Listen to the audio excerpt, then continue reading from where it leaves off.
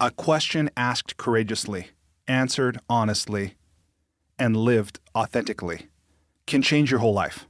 For me, that question was, how can I use what I have, what I love, and what I know to bless the lives of others? The School for Good Living and this podcast are one answer to that question. Hi, I'm Brian Miller. I know that the world can work for everyone, but that it won't until it works for you. I've created this to help you make the difference you were born to make. It's a series of conversations with thought leaders who are moving humanity forward. And in each episode, I explore their lives and the work they do. I also ask them to break down how they've gotten their books written, published, and read. This podcast is all about exploring the magic and mystery, and sometimes the misery, of the creative process. So if you have a mission, a message, and the motivation to share it, this podcast is for you. Welcome to the School for Good Living.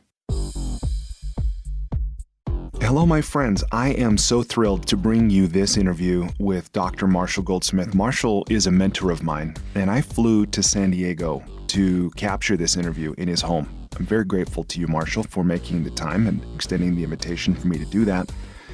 If you don't know Marshall, he is recognized as the world's #1 leadership thinker. He's been recognized by Thinkers 50, Inc. magazine, Wall Street Journal, The Economist, Forbes magazine, Bloomberg, many others.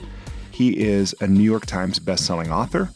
He has written or edited more than 41 books. Some of the books, if you've heard of him, that you might have heard of, include What Got You Here Won't Get You There, How Successful People Become Even More Successful. He's written a book called Triggers, Creating Behavior That Lasts, Becoming the Person You Want to Be, and another book called MOJO, How to Get It, How to Keep It, How to Get It Back If You Lose It. So Marshall's mission is simple. He helps successful people achieve positive, lasting change in behavior for themselves, their people, and their teams, which is no surprise that he is very clear about his ideal client. He coaches some of the world's leading CEOs, people who've led or are now leading organizations like Ford, Pfizer, GlaxoSmithKline, the World Bank, the Mayo Clinic, and on and on. His new book, which will be out later this year in 2020, is called The Earned Life. Marshall is a mentor of mine, and he accepted me into his MG 100, which is something he created as a way to pay forward the lessons and experiences he's been blessed to have. Marshall is now, I think he's about 70 years old, and he's had some pretty incredible mentors himself, including Paul Hersey and Peter Drucker, so some of the greats of organizational behavioral change and leadership and management. And for the MG 100, as it's called, Marshall received more than 18,000 applications and chose just over 100 coaches, selecting me as one of those, for which I'll be eternally grateful. If you've listened to any of my other interviews, many of my guests have been some of the other coaches in that. But enough about that. I'll share with you a little bit more about Marshall before we get into the interview. But Marshall is a pioneer of coaching. He's been doing this work for more than 40 years. He is a pioneer in specifically the 360-degree feedback method.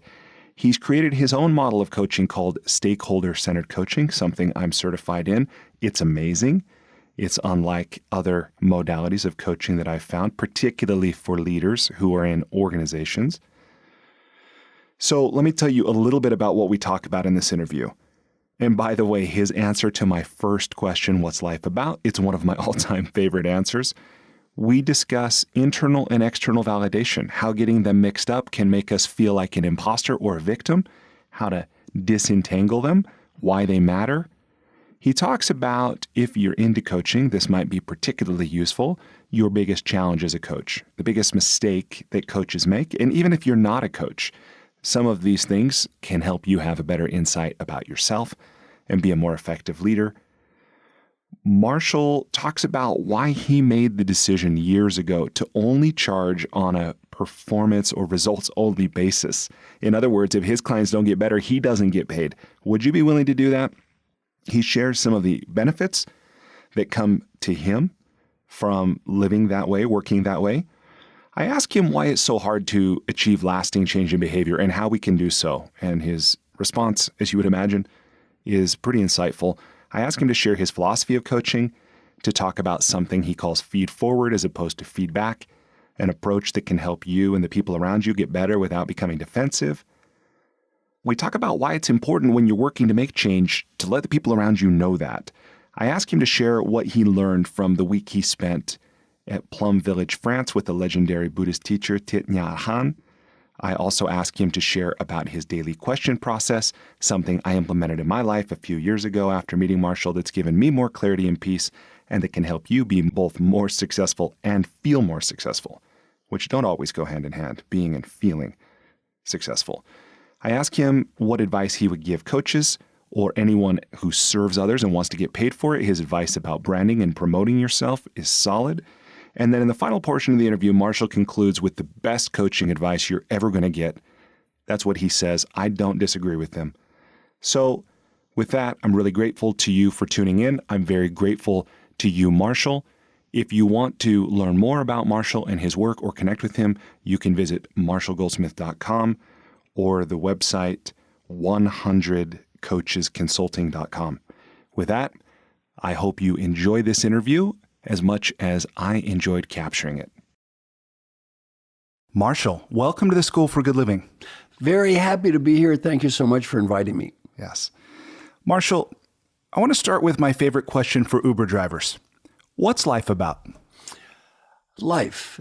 I look at my own life and ask why. And I think there's two key variables that impact what's important in life. One is happiness, is love of the process of what you're doing.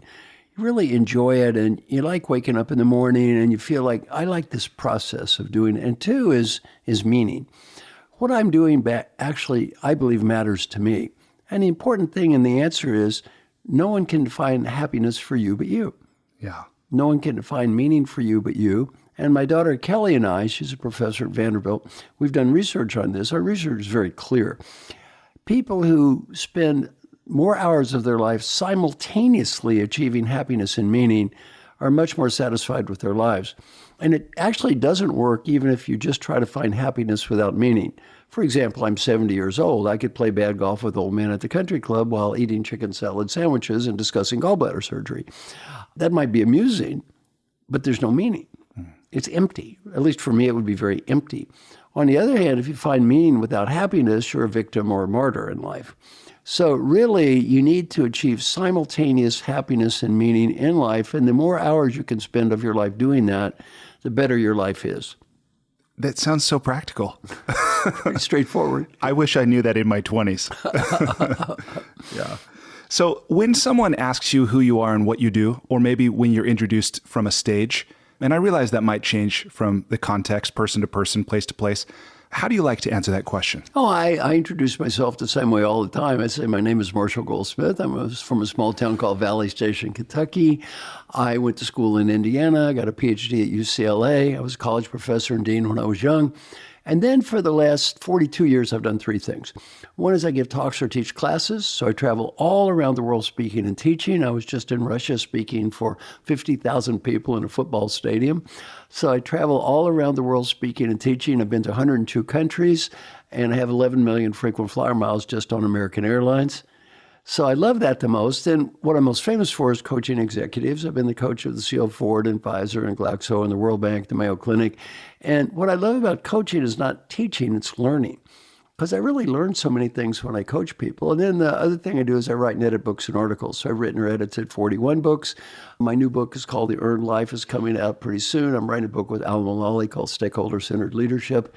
And I like writing or making videos or doing this podcast because it's a great way to reach people. So those are the three elements of my life. Personally, I've been married for 45 years. My wife's a psychologist. My daughter's a professor. Got a couple of grandkids. And my son lives in Austin and is an entrepreneur. So life is good. It is good. And Marshall, you've been married longer than I've been alive. Congratulations on that. As someone who's on my second marriage, I know it's not always the easiest thing. Right. But so I want to ask about this new book, The Earned Life. Okay. Tell me, who are you writing it for and what do you want it to do for them?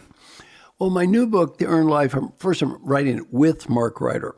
Mark is my partner in writing. He's my agent and I'm co-writer. We've done 3 books together. What Got You Here Won't Get You There, MOJO, and Triggers, all New York Times bestsellers. He's a great agent, a great writer. These 3 books are phenomenally well written. Yeah. And by the way, somebody that's an agent, an editor, a co-writer, this is like a unicorn in the world of publishing. It is. I love this guy, and those books are incredibly well written. And I can say this without bragging, I didn't write them, right? So he and I are doing our 4th book together called The Earned Life, and it really, it's into, I'll give you some of the components. One component, it starts with creating your own life. You see, in the past, we couldn't create our own lives. We all were brought up where we were. We stayed where we were. You were in a cave. You were in a small community. You probably did what your father and mother did. Women were in certain roles. You had sex roles. You had gender roles. You were pretty much locked into a world. Today, we have choice. We can pretty much create our own life. And if you look at it, choice has a good side and a tough side. I mean, the good side of choice is, you have choices. You can make decisions. The bad side is depression is an all-time high. Suicide, drug abuse, deaths of despair. With choice comes regret. See, if you have no choice, you can't make a bad decision because you can't make any decision. If you have choice, you can make a bad decision. With choice comes regret. With choice comes anxiety. So I'm going to talk about the blessing and curses of choice. And then the first part of the book is called Creating Your Own Life. How as we journey through life today, we have the opportunity to create our own life. What we're doing right now is not something that existed 40 years ago.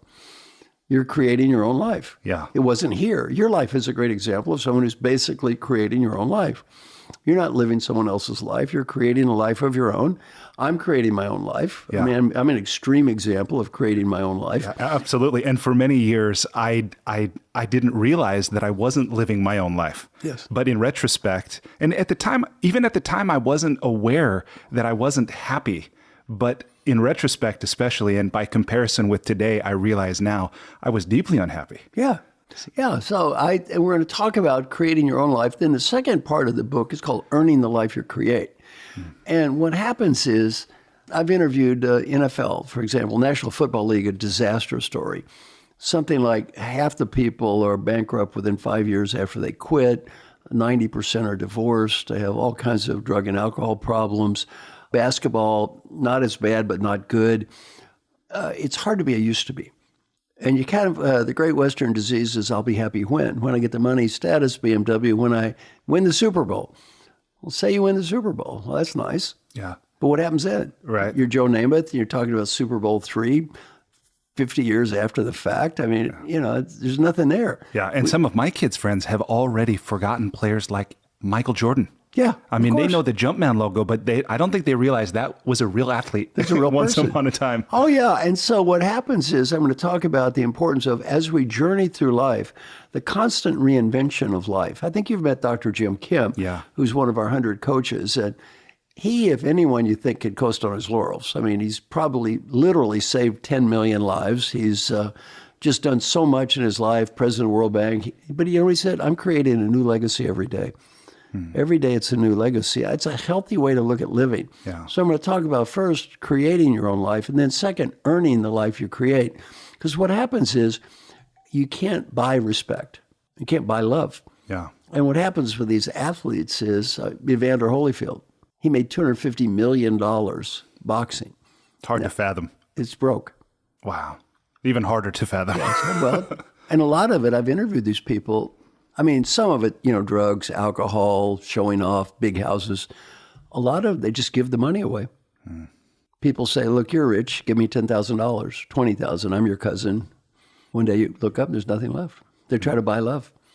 And so it's a real interesting. I'm going to talk about the importance of you can't buy love. You can't buy respect.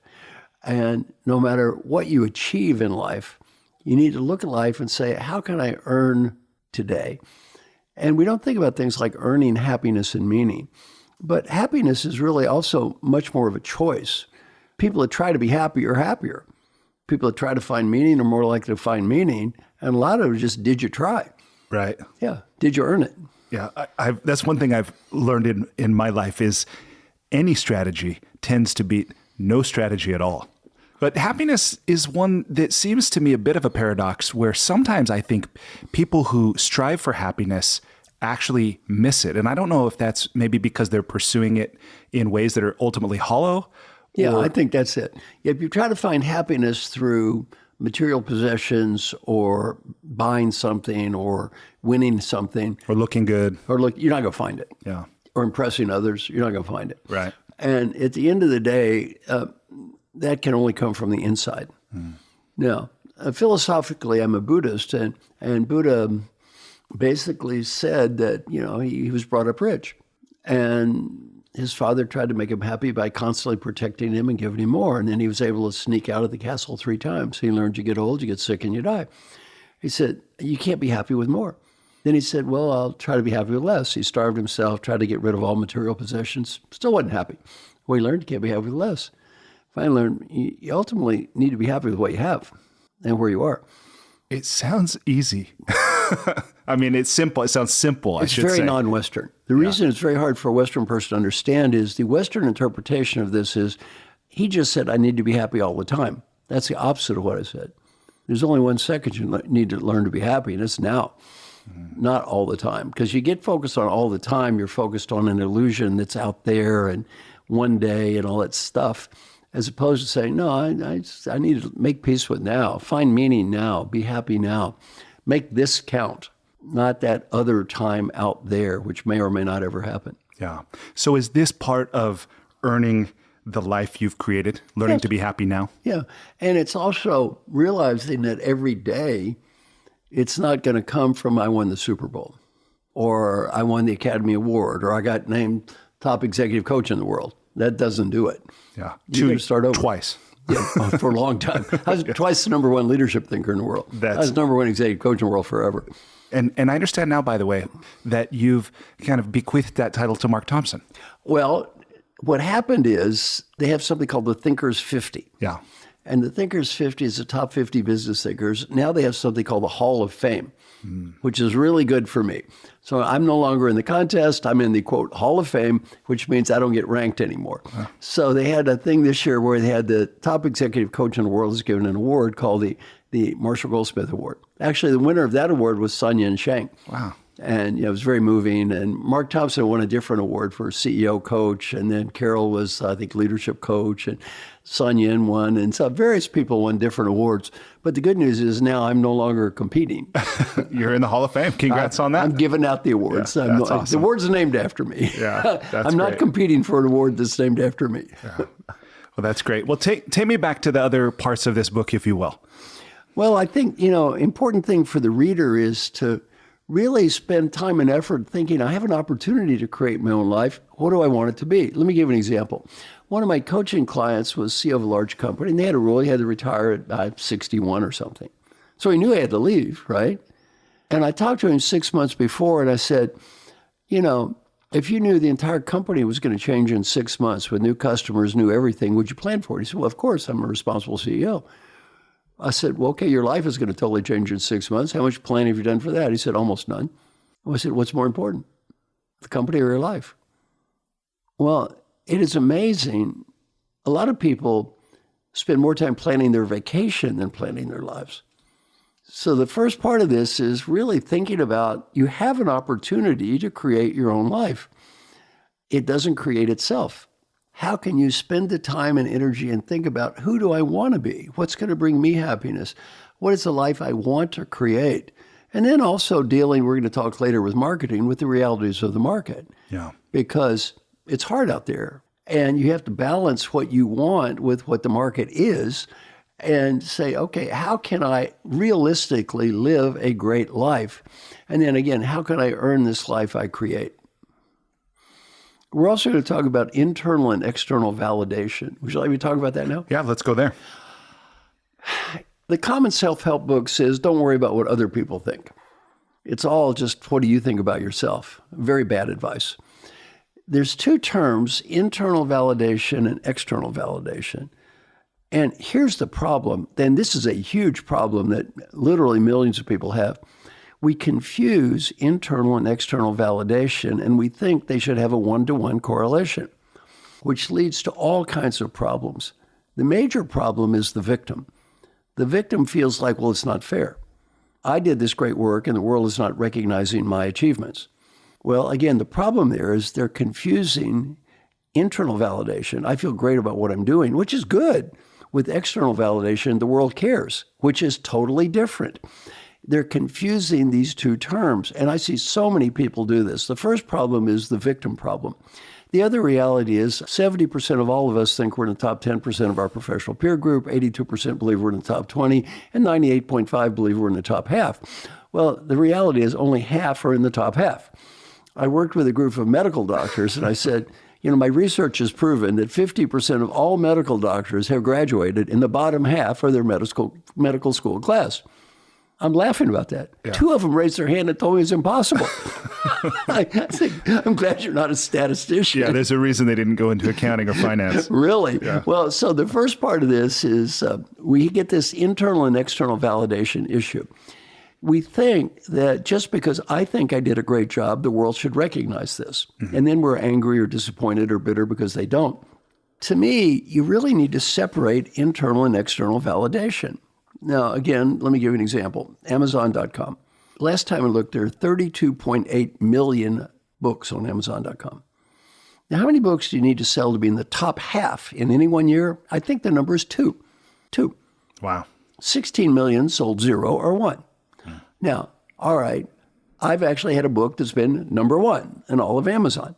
I've sold 2.5 million books. Do I really think that my books are better than those other 16 million books that sold nothing? Not at all. I'm not that arrogant. I'm sure there are thousands of books far better than anything I've written that no one ever bought. Well, there's 2 issues. One, I want to write a good book because it makes me feel good and I'm proud of it and gives me internal satisfaction. Mm-hmm. I have no illusion, though, that writing a good book means that the book is a bestseller. When my book, What Got You Here Won't Get You There, came out, the first year it came out, it was a huge seller. It was tied with another book that year called Dog the Bounty Hunter. Well, in their mind, Dog and I were the same, right? We're peers, me and the dog. Well, I had a reality TV show, I don't know if you've ever seen him, it's hilarious. Yeah, we're tied. Wow. Well, we sold the same number of books. In their mind, we're peers. 2 different issues. But to me, they're both important in different ways. You want to get internal validation to feel good about yourself, to be proud, to feel a sense of meaning and joy in what you're doing. Mm-hmm. Very good. On the other hand, don't ignore external validation, because if you do, you're writing a great book that no one buys. Yeah. And if you really want to reach people, being a martyr or victim doesn't help. Right. Now, the other half of the coin, which is not as common, is the imposter syndrome. Because I'm seeing here imposter syndrome, a 2x2 matrix. Yeah. Right. Yeah. And so this is not significant. Yeah, it's good. 2x2 matrix. Yeah. At one level is I'm praised by the world. Yep. And I don't deserve it. I don't think I did a great job. That's the imposter syndrome. Mm. The imposter syndrome is, well, I feel bad because the world gives me more credit than I deserve. I don't feel bad about that. I do believe the world gives me more credit than I deserve. How much credit do I get in my life? You've seen my trophy case here. Yeah. I've got more awards than I can count. Well, I'm not arrogant enough to believe I actually am the best coach in the world for 20 years. How does anybody know that? They didn't follow me around, watch me coach people. On the other hand, I'm fine that I was recognized as the best coach in the world. Why? Gave me more power, more status, more ability to do things, meet more interesting people, have a bigger impact on the world, adopt people, do all kinds of good stuff. Yeah. That if I weren't famous, no one would care.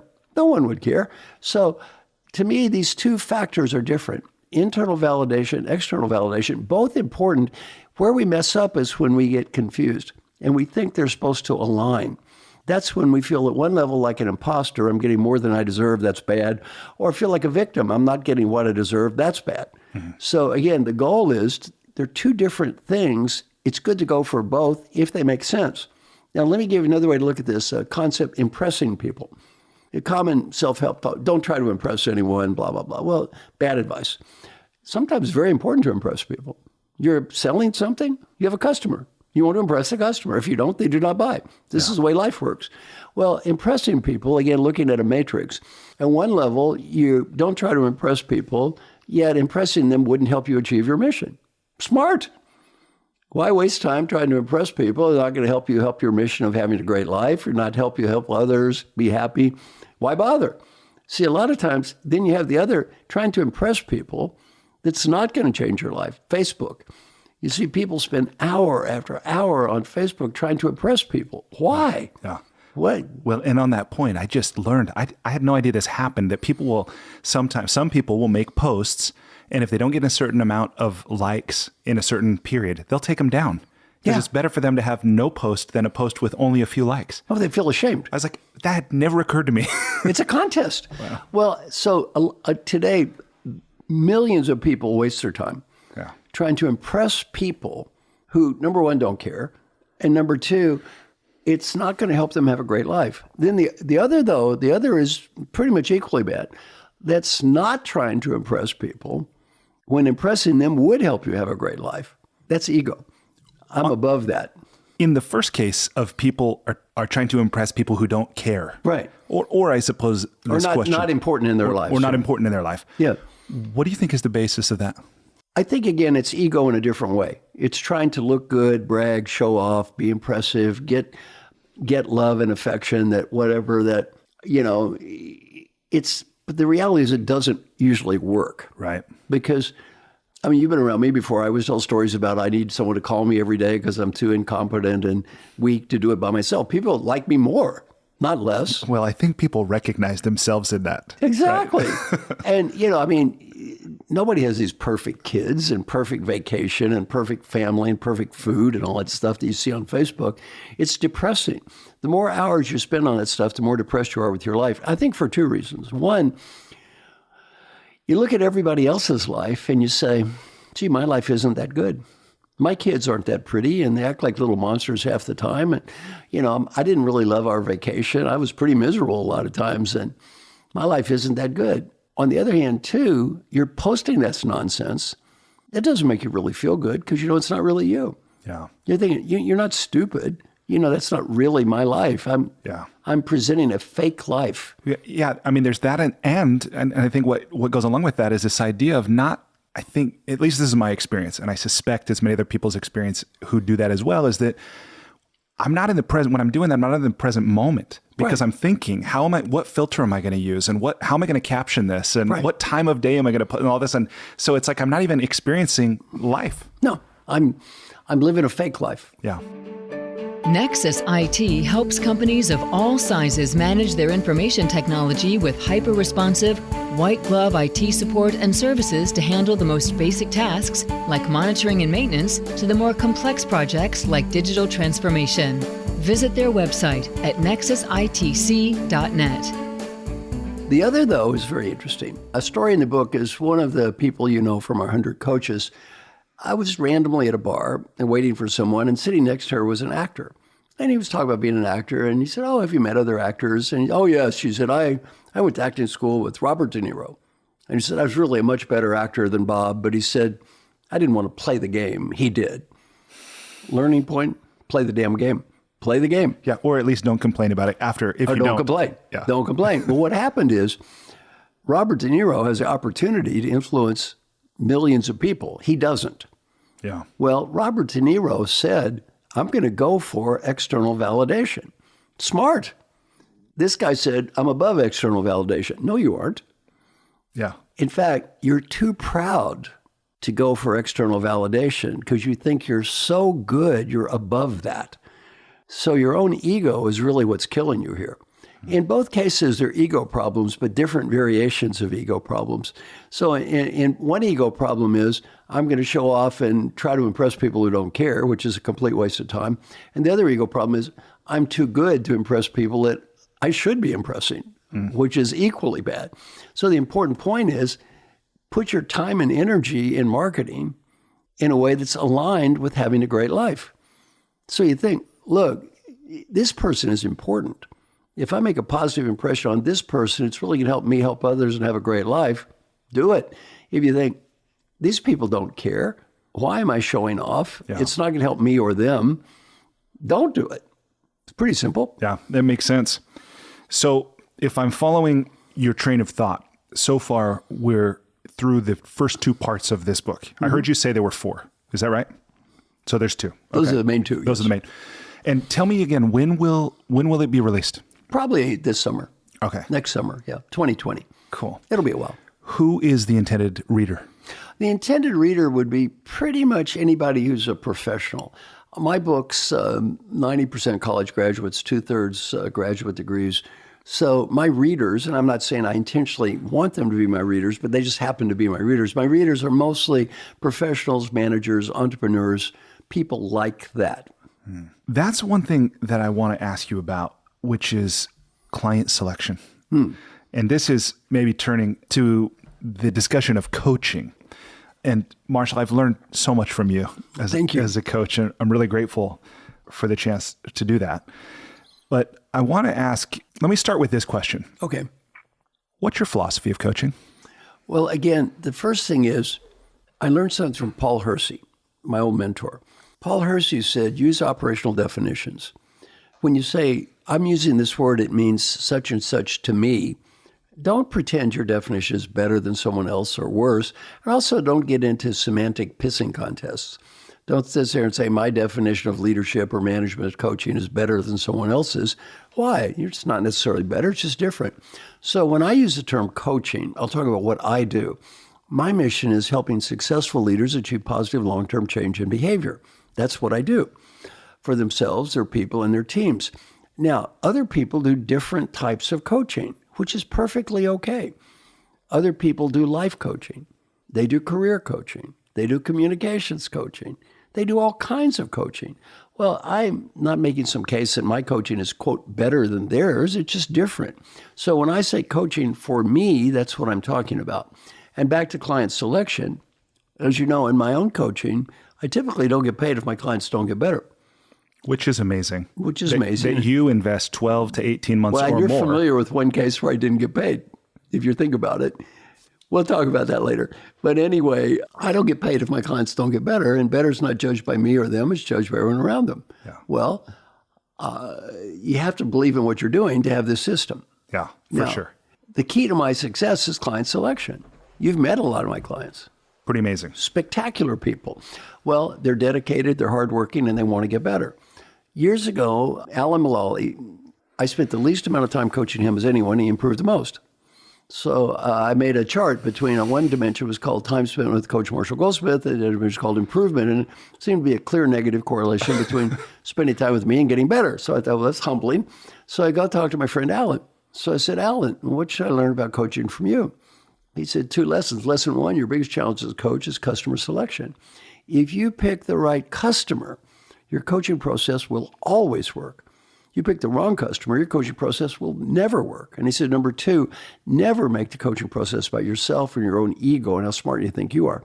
Make it about the great people you work with and how proud you are of them and how hard they work, not how hard you work. Well, that changed my life. And after that, my whole focus on coaching is work with great people. And I've learned as a coach, I work with great people. My coaching process always works. They have to have courage. They have to have the courage to look in the mirror. They have to have humility to admit they can improve. They have to have the discipline to do the hard work required to get better. If they have the courage, humility, and discipline, this process always works. And if they don't, I'm wasting my time. Well, my whole job is great customers. Now, why did I always get ranked number 1 coach in the world? One reason is I get the best customers. And they're pretty high profile. They're extremely high profile, and they talk about it. Yeah. They all brag about me. That's pretty awesome. That's fantastic. Well, that's it. And so, I've got client after client after client who says good things about me. That's why I always got ranked top coach in the world. I make no pretense that I'm better than the other coaches. I do think, though, I got better clients. Yeah. I got the best clients in the world. Very strong argument for that, for sure. You've met a lot of them. Yeah. Not only, by the way, not only are they high profile and successful, but how about nice? Incredibly nice. In fact, meeting Alan Mulally, just meeting him was one of the great insights of my life to see how nice, how humble, how friendly, how warm, to think, a man like that or a human like that can successfully lead a massive organization like Ford or Boeing is very humbling. Have you met Frances Hesselbein? I have. Oh my goodness. How about her? She's incredible. Oh. Yeah. Amazing woman. Yeah. Just so much heart and kindness and humble. Yet winner of the Presidential Medal of Freedom. You met Jim Kim. Yep. Same thing. Humble, nice guy. So I think the key is if you work with great people as a coach, you win. Yeah. And don't make it about yourself. The biggest problem I've had in coaching, and with every coach I've ever trained, including me, ego of the coach. Yeah, ego. We want people to get better so we can look in that mirror and feel good about who? Me, me, me, me, me. Yeah, he got better because of me. Oh, they're successful because of me. Let's talk a little more about me, me, me, me, me. Yeah. It's hard to get over that and realize, no, it's not really about me, me, me. It's about them. How can we get over that? Getting paid for results helps. Yeah, that's true. And your model is maybe unique from what a lot of coaches do, because you do the stakeholder-centered coaching where, as you're saying, it's the people around the client who determine. And so it is very objective from that standpoint. Yeah. And it's humbling, because that convinces you very quickly it's not about me, because I've worked with people that didn't get better at all. Yeah. And, I'm the same coach, right? Yeah. It's not about me. So let me ask you this. When it comes to, okay, I love how clear you are about what you do, right? And when in your book, What Got You Here Won't Get You There, you talk about, you're not a strategy coach. Right. You're not a lot of other coaches. Like your coaching, as you just said, is about helping successful people achieve this lasting behavioral change. How did you get that clarity for yourself that was the coaching that you wanted to do, that you would do? Well, to start with, there was nothing called coaching when I started doing this. There was no field of coaching. What year was this, like the 70s? I started doing this, way back when, 40 years. There was no field 40 years ago called coaching. Yeah. There was no coaching. So what happened? How did I get into leadership development? I got into leadership development because my mentor, Paul Hersey, I got to meet him, and I followed him around, and he was kind enough to let me, I'm not so arrogant I didn't know my place and his place. He was the most highly paid guy in the world in our field at the time. So I was a kid. So I'm following him around and learning how to try to do what he does. One day he got double booked. He said, "Can you do what I do?" I said, "I don't know." He said, "I'm desperate. Can you do this?" I don't know. He said, "I'll pay you $1,000 for a day." I was making $15,000 a year. I said, "I'll give it a shot." I did a program for the Metropolitan Life Insurance Company. They were incredibly angry when I showed up because I wasn't him. But I got ranked first place of all the speakers. After that, they called Paul up and said, "Send Marshall again." He said, "You want to do this again?" I said, "Sign me up, coach." Well, that's how I got into leadership development. I ended up going to work with him. And then coaching, same accidental way. There was a CEO, and I'm a pioneer in 360-degree feedback. So we did this custom feedback, and he said, "I'll get this kid working for me, young, smart, dedicated, hardworking jerk." He said, "It'd be worth a fortune to me if I could change his behavior." So I said, "I like fortunes. Maybe I could help him." He said, "I doubt it." I said, "Maybe no." I came up with an idea. I'll work for a guy for a year. If he gets better, pay me. If you don't get better, it's free. CEO said, "Sold." Welcome to executive coaching. Wow. And what was your fee? Do you recall on an engagement like that? So that was back then. That was a long time ago, $75,000. Wow. So on the other hand, my fee, if he didn't get better, was zero. Zero, yeah. So with that... Let me tell you how that money-back guarantee thing, yeah, where I got inspired for that. When I was 14 years old, back in Valley Station, Kentucky, we were very poor, and the roof was leaking. And so we had to get the roof fixed because the house was going to get ruined. So my dad hires Dennis Mudd to put on the roof.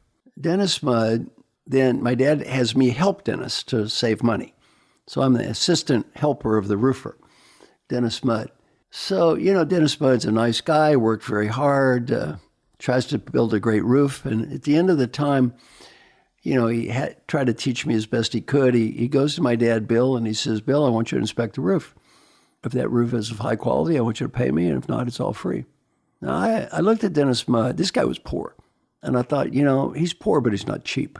Number two, he's got class. And when I was 14, I said, I want to be like Dennis Mudd when I grow up. Wow. So my idea, get paid for results, Dennis Mudd. And I've never had as much integrity as Dennis Mudd. Why? If I don't get paid, life goes on. I've got plenty of stuff. Dennis Mudd, he was hungry. He didn't get paid. He didn't get dinner. And so I thought, man, this guy's got class. I want to be like Dennis Mudd. So I wrote an article about that. And a guy sent me an email, and he said, I was Small Business Guy of the Year in Kentucky. When Dennis Mudd quit putting on roofs, he drove a school bus. And he would talk to me after driving the school bus and really inspired me. So, here's a guy, he wasn't some fancy coach or big deal, but he changed a few lives, changed my life. Yeah, that's cool. So God bless Dennis Mudd. Yeah, that's neat. Or the Dennis Mudds of the world. So tell me about the one time you didn't get paid. Oh, there's been more than one time, but the one notable time was I was coaching this guy who got a degree in psychology. And he fancied himself to be a very deep psychologist, right? So basically, he used the entire exercise to point out why everyone else had problems. And he did a little psychoanalysis of them and what's wrong with them. And then he finally got into what's wrong with me. And I'm going, well, okay, this is not pleasant. And you're not going to get better. And I just threw in the towel and said, this is not going to work. I'm sorry. Maybe someone can help you, but I'm not. And, obviously, you know more than I do. So why am I wasting my time here? His problem was humility. I can't help somebody change if they're perfect. He thought he was perfect. Yeah. Well, okay, fine. Why am I here? There was no point for me to be there. So that's a good case study of, as a coach, this is hard. A lot of times people give me pushback and say, it's easier for you to say with this money back guarantee, you're rich. Yeah, but I wasn't always rich. I did it when I wasn't rich. Number two, you can bill a lot more if you get paid for results. Clients will pay you a lot more because they know they're getting something for what they pay for. So I would just say it's worth considering for coaches. It takes a lot of courage to do it, but it keeps you also centered. It keeps you focused on what matters. You realize I'm not here to be loved.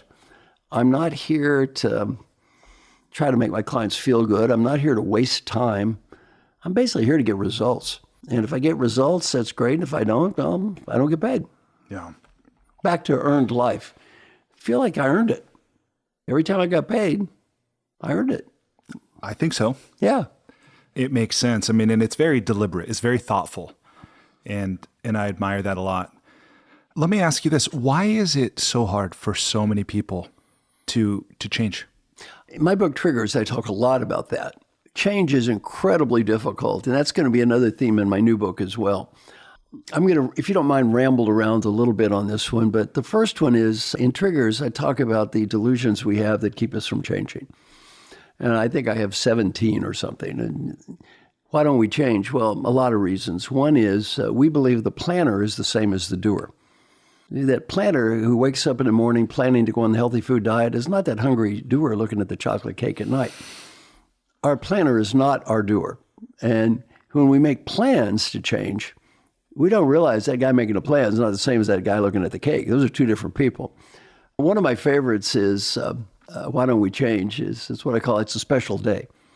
I'm going on that diet, but it's my birthday, my mother's birthday, my kid's birthday, somebody's birthday. Well, we have a gift of anytime we don't want to do something, we can make it a special day. Another reason we don't change is the high probability of low probability events. We never plan on a low probability event. You don't plan the computer's going to break or traffic accident or your aunt dies. Somebody's going to quit. Somebody's going to quit. We never plan because by definition, it's low probability. On the other hand, there are a million low probability things that can throw you off track. And we plan every day as if none of them are going to happen. Yeah. That this is going to be a perfect day with none of these events that are going to happen today. And so that's another reason. The biggest reason people don't change, though, is what I call the dream. The dream sounds like this. I'm incredibly busy right now, given pressures of work and home and new technology that follows me everywhere and emails and voicemails and competition. I feel about as busy as I ever have. Sometimes I feel overcommitted. I don't tell others this, but every now and again, my life feels just a little bit out of control. Yet, I'm working on some very unique and special challenges right now, and I think the worst of this is going to be over in about 4 or 5 months, and after that, I'm going to take 2 or 3 weeks and get organized and spend some time with the family and begin my new healthy life program. And after that, everything is going to be different, and it will not be crazy anymore. Have you ever had that dream? I have that dream more often than I care to admit. and this is totally the I'll be happy when. This is the great Western disease right there. Yeah, it's someday it's all going to be okay. Yeah. Well, that day doesn't show up. I mean, one guy you met is Rob Nail, who's president of Singularity, said the pace of change you're experiencing today is the slowest pace of change you will ever experience for the rest of your life. That was an aha moment for me. Yeah, and just make peace. It's not slowing down out there. It's only speeding up. Yeah.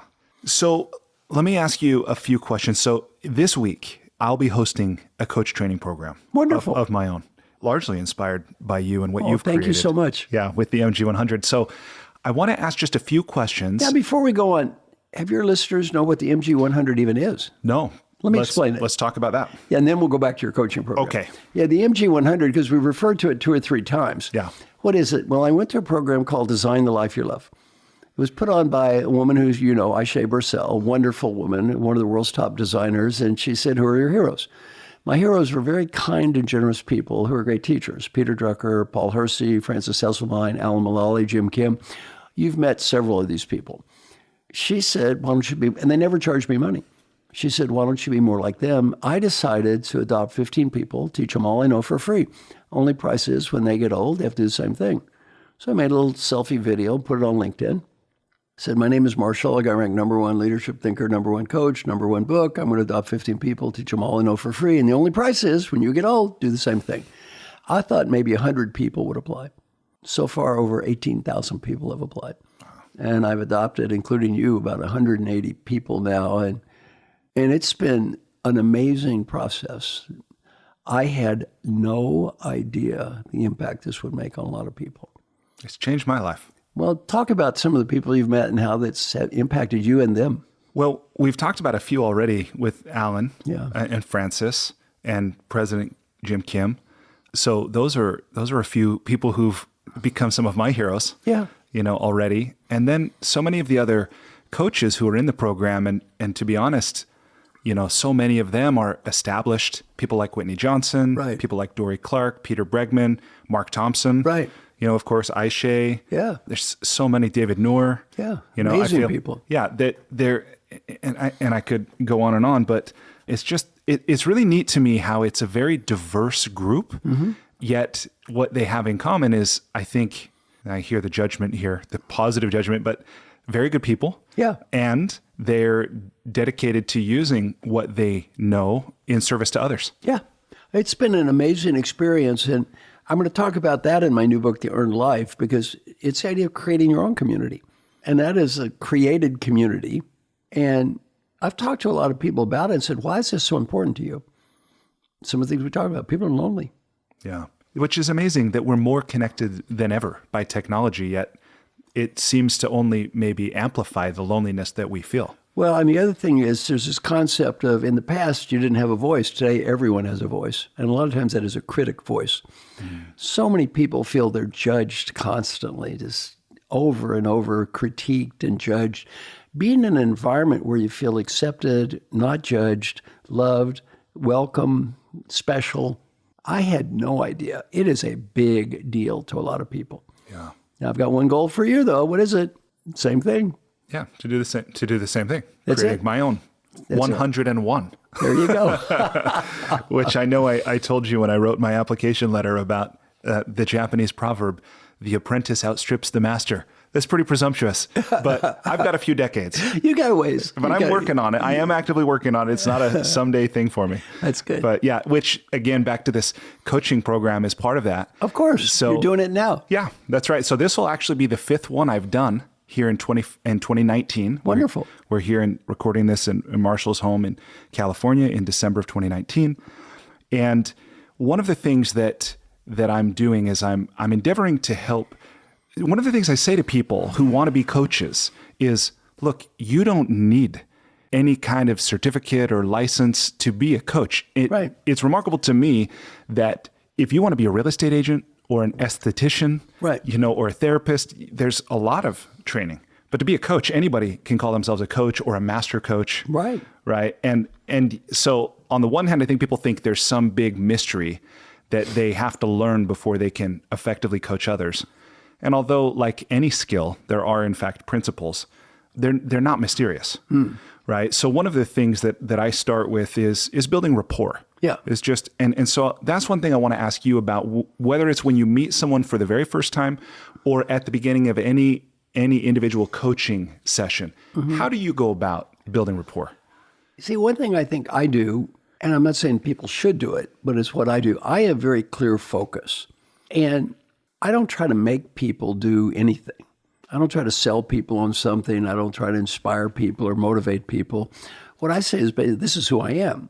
This is who I am. This is what I do. Now, I love it. On the other hand, I'm not saying it's for you. Right. If it is, great. If it's not, it's not. It's okay, too. I'm not here to force you to do anything. So that way, for me, I don't really have to work a lot on building rapport because, again, it's selection. I'm only working with people who actually want to be there. Yeah. They want to do this. They like the concept. They like me. And I'm not kind of making anybody do anything. So I'm often asked the question, how do I inspire people to change? The answer is I don't. I don't inspire people to change. I'm not saying others couldn't or it's a bad idea. That's not what I do. I'm not in the sales business or the inspiration business. I'm in the helping great people get better business who are already inspired and already want to get better. And they don't need me to give them motivational speeches. Yeah. Yeah. So that's who I'm working with. So for me, rapport is kind of a different one in that. The other thing is, I think you've been around my clients. Basically, I like these people. They're my friends. Yeah. And you've met many of these people. I haven't charged them a bill for 30, 40 years. It's pretty remarkable. It doesn't matter. Yeah. They're still my friends. Yeah. Well, Yeah. and I love one of the things that I've heard you say, what I captured your words as, I'm not here to help you be I'm here to help you be the person you want to be as long as it's not immoral, illegal, or unethical. That's right. Right. And I love that non-judgment in that you just accept, and you're not in the business of evaluating, what people want. Exactly. You're there to support them in getting what they want. Exactly. And, if you look at my job, I love my job. But for example, I just gave a talk in Russia in front of 50,000 people. I loved it, had a great time. For a lot of people, that would have been horrifying. Yeah. They would have been miserable, worried, anxious, upset. Well, it's not for everyone.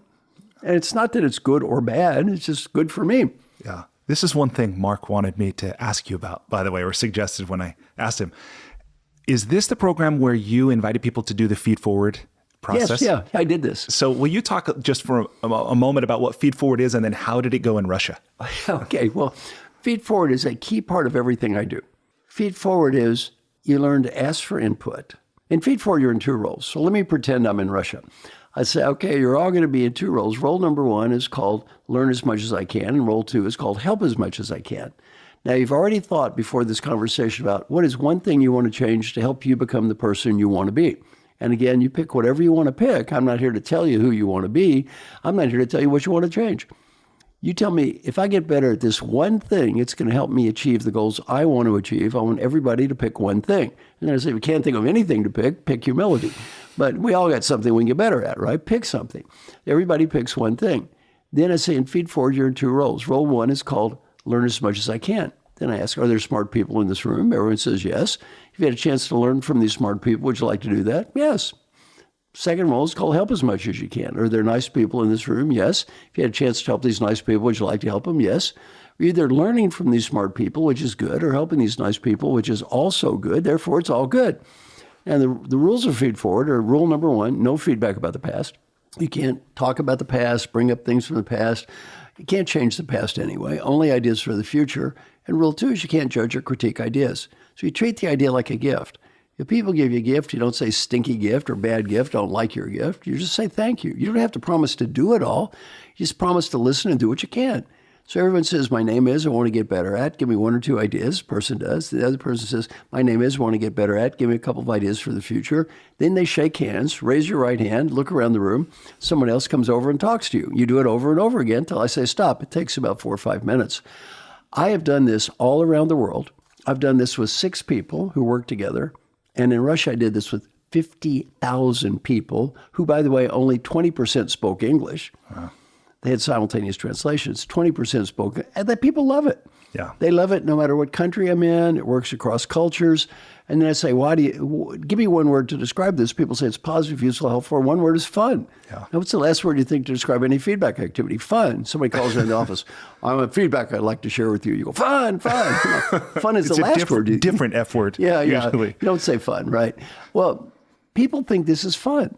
Well, why? It's about the future. It's not about the past. There's no judging. It's creative. It's collaborative. Creative. You got nothing to lose. Yeah. So I love it. And it's a key centerpiece for my coaching process, as well as a key centerpiece for my teaching. And let me tell you what else is great about it. In Russia, they had like 6 speakers and I was 5th. These people are burned out. The speakers are good. Arnold Schwarzenegger, and they have a lot of great people. But, talk after talk after talk, they get burned out. Yeah. To stand up, walk around, interact, get involved. They loved it. Yeah. They loved it. And why? It's a great thing to use as a speaker.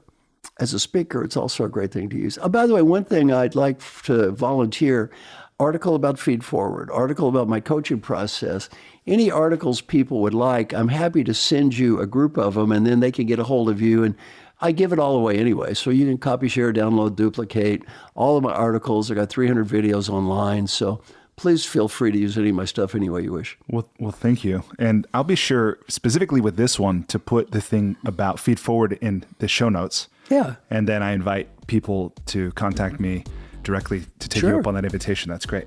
It's great. Yeah, thank you. Thanks for listening to part 1 of my talk with Marshall. Tune in again on the next episode for part 2 as we continue our conversation.